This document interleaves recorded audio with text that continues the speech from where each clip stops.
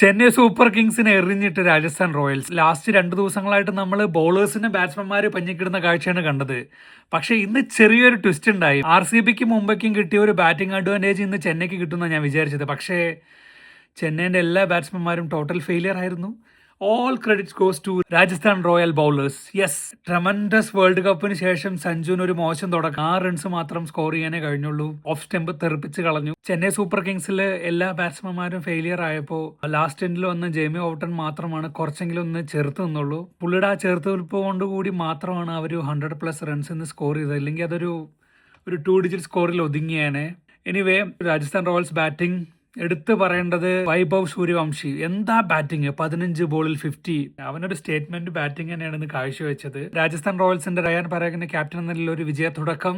ഇത് നല്ല തുടക്കമാവട്ടെ. അടുത്ത കളി ചെന്നൈ സ്ട്രോങ് ആയിട്ട് തിരിച്ചു വരും നമുക്ക് പ്രതീക്ഷിക്കുന്നു. സഞ്ജു ഫോമിലേക്ക് തിരിച്ചു വരും മോനെ.